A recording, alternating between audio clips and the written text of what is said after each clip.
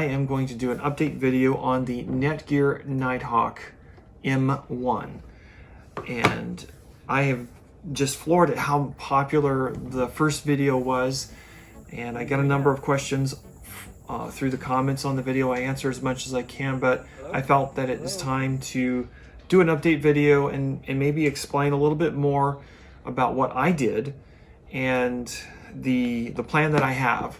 So you can take a look at the link in the description and the little link card here that is the first video. You can take a look at kind of the reasons why I did it. In summary, I live in rural America, and the internet, the infrastructure for internet is just terrible. All we can get was DSL. I had to get 2 DSL lines, and that was before I started a YouTube channel, which required a lot of uploading of videos and that kind of thing. And with a family, and then of course when COVID hit, a lot more going on online with Zoom chats and whatnot. And the DSL just was not cutting it. So I began doing some research to find out what we can do to get better internet out here. I came across this device here. It's the Netgear Nighthawk M1, and there are a few different version models. I'll talk to that in just a moment. And I actually called AT&T because what I originally was getting an iPad, and I was going to just use it as a hotspot, but I found out that it has much smaller limitations, bandwidth limitations, and it was more challenging to pull in the signal. And what inspired me to actually go this route was I am on my phone plans, I'm on Verizon. And on the Verizon, this particular spot where we live in a valley here, and it's a beautiful valley, but it can't pick up a Verizon signal for anything. We had a friend come over that had AT&T, and he was pulling in a pretty good signal on his phone. So I looked into hotspots, and that's where I actually talked with a support person at AT&T. They suggested going this direction. I guess what I'm seeing in the comments, and I'm kind of seeing the chatter on forums and things, if you go direct and buy this from AT&T, and this is what I tried doing initially, they will kind of push you into the path of buying a plan for the Netgear Nighthawk. And that's fine, but I noticed that there was like a 15 gigabyte hotspot limit or something like that.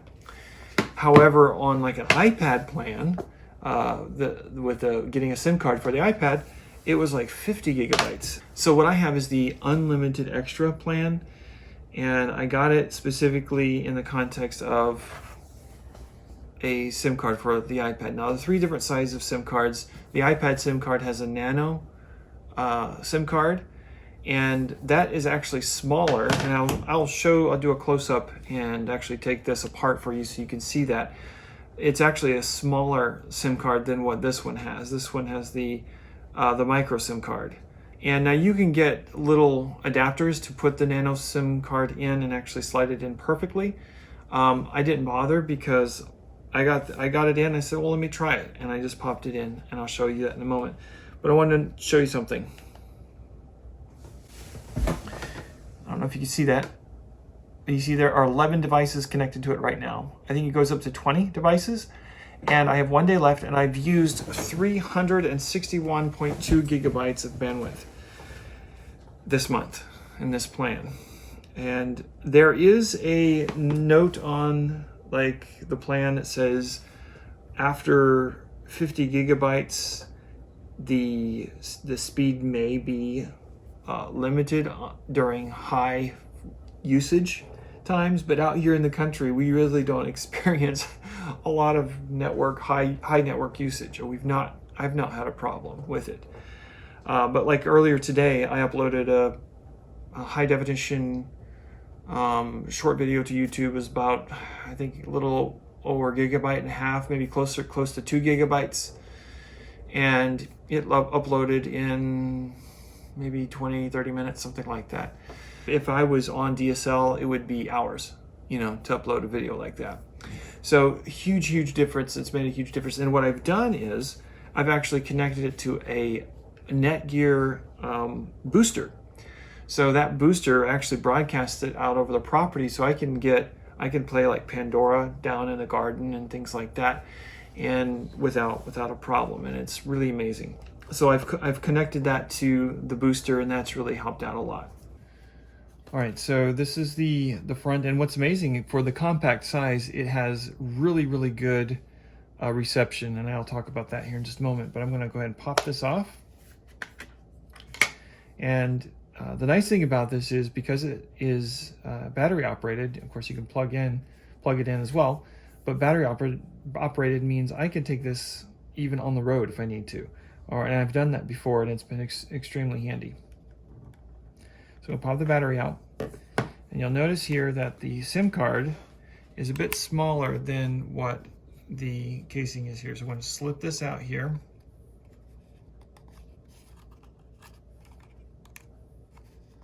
There we go. And you see, I just have a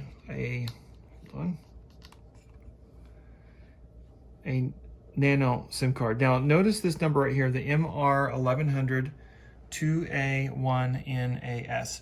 Now I'm going to bring up a web page here, and I'm going to show you what model I have here compared with some other models here in just a moment. But you can see, even though it's smaller, I could just kind of slip this in there. It's a little, I'm just kind of make sure it's straight there, and it works perfectly fine. You pop it back in. Oops. There we go. And just kind of snap this back on.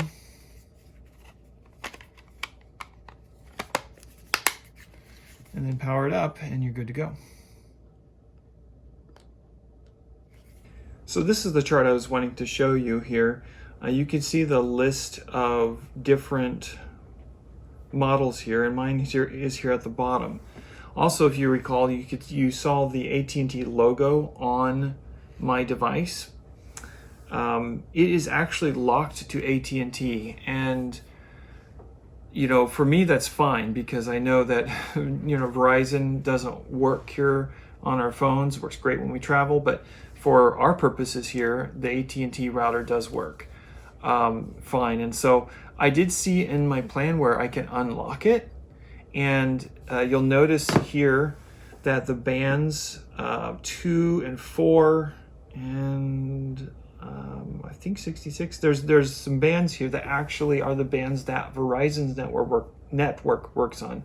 So technically, this particular model could work with Verizon if it was unlocked. You can search and you can find some models that are unlocked, like this one here, the 100 NAS for North America. So you would need to do a little research to see which one works for you and what your particular needs are. But this is worked excellent for our purposes out here in rural America. Somebody asked, can I use an iPhone SIM card? I don't see why not, because the iPhone SIM card is the same nano form factor that's used in the iPad. So I don't see why you couldn't use that. Now, how that works with your particular plan and the device, you would need to research that. I think the most important thing is you would just need to make sure you have a hotspot plan on it. And definitely, if you're going to go this route, you definitely want to have unlimited. You don't want to have a plan that is restricted in gigabytes, because you will go over when you use this device. Is it still working? Absolutely. Yeah, I've been using this for a few months now, and I think this has been the most bandwidth, 361 gigabytes of usage for the month. It's been the most we've used, but on average, I'd say it's anywhere between 200 to 300 gigabytes a month. And so far, we've not had a problem. We've had as many as, well, you saw there was like 11 devices connected to it. We've had kids who have played some intense video games, network type video games over it, and didn't seem to have an issue. So definitely still working. What about services, third-party services like Nomad? I really can't speak to that except that in the comments on the previous video on this Nighthawk Netgear, there was mixed reviews. I had a number of people who are using Nomad without an issue. I had one person comment and say that they Nomad told them that the AT&T network is no longer supporting the Nighthawk Netgear devices. So I don't know. You would have to just contact them and talk with them about your particular area or particular needs to find out. Just to clarify, I bought this separately. I bought this online through Best Buy, and so that I wasn't forced into a Nighthawk Netgear plan. Because what I've also heard is some people will go through and get the Netgear Nighthawk plan, and they're limited to like the 15 gigabyte hotspot. Mine is limited at it says 50. There's a limitation after 50 gigabytes, which is a significant difference. And of course, I go over it every month without a problem. There's no extra charges or anything like that. And I think with taxes and things like that, it ends up being like 55, somewhere around $60 a month after taxes. So well worth it for the amount of speed that we get. The download speeds are anywhere between 20 to 50 megabits per second, and then the upload speeds can be anywhere between, depending, I've had as high as 7 megabits to 8 megabits per second. It averages probably anywhere between 5 to 7 megabits per second. Another important thing to do is to make sure you find where your signal. Remember, you have to pull a tower signal, just like on your cell phones. This is pulling from a tower signal. So you want to find out where your spots, where good spots are in the house to pull in the signal and to get the best signal. I have a window there and a window here that when I set them there, it seems to do really well. Earlier this summer, I actually was walking around the property just to see where I could get the best signal, and there's like a spot out towards our driveway where I was pulling down 50 megabits per second. Upload speeds was like 10 or 12 megabits. It was really pretty amazing. But here in the house, I get only 2 bars. And that's another thing I saw in the comments, which might be helpful to note. This device seems to do better with low bars than a phone does. And maybe it's because it's static. It's not moving around a lot. You just kind of sit it there and it's not having to constantly reconnect. Whereas the mobile devices, you're moving around. I don't know. That seems to make sense to me. But I know with 2 bars, I am still able to do a lot of work and get really good speeds. That being said, I am going to be investing into an antenna on the bottom here. There are little places here poles that you can actually plug in antennas into.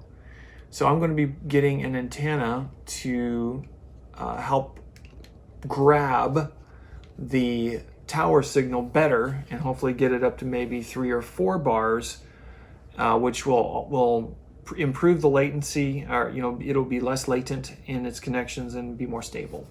So I talked about other frequencies. People are wondering, does this work with Verizon? This particular one, because it's locked to AT&T, it does not work with Verizon unless I go through the steps to unlock it. It does have the technology to work with the bands that Verizon works on, but again, it's locked to AT&T, which is not a problem for me.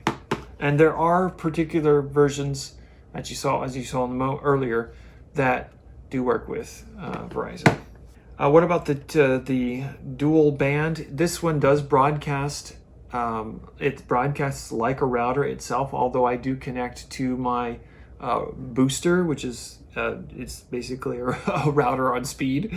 But this here broadcasts both the 2.4 gigahertz and the 5 gigahertz bands for your devices to connect.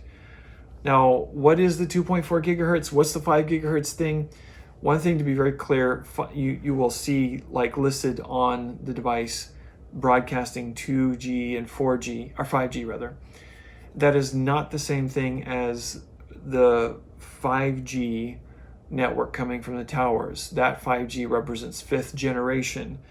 This 5G represents gigahertz. So big difference. One is for your local network, and the one is for the tower, mobile network that's that the signal's coming from. So what's the difference between 2.4 gigahertz and 5 gigahertz? Well, when you're on the 5 gigahertz is a faster and more powerful broadcast. So, but because it's a higher frequency, it doesn't go through objects very well. So if you have a static objects like a TV or maybe speakers or something like that, anything that's static, or within the same room of where the router is, then 5G would be the better option because you're going to get better speeds. If you need to do longer distance, or you're connecting with a mobile device that's moving from room to room, or it's in a room that's far away, then you will want to connect on the 2.4 gigahertz. That was a little bit of a tangent, but I know a lot of people get confused about that, and so I hope that helps. Guys, I know rural internet in North America, and probably many other parts of the world perhaps, is frustrating, and I know it's been frustrating here, but I have found something in the Netgear Nighthawk that has really worked well for our situation. I know each of your situations may be different. All right, well, that's it. I hope that this video has been helpful for you and informative, and I wish you the best on your journey to get better internet here in your rural situation. I will leave links to this device in the description, so you can have access to that. They will be Amazon affiliate links. So anything that if you purchase this device or anything else you purchase within 24 hours of clicking on them, will give me a small kickback financially, and I appreciate that very much. It helps support this channel. So until next time, Geek with a Tractor, keep tracking.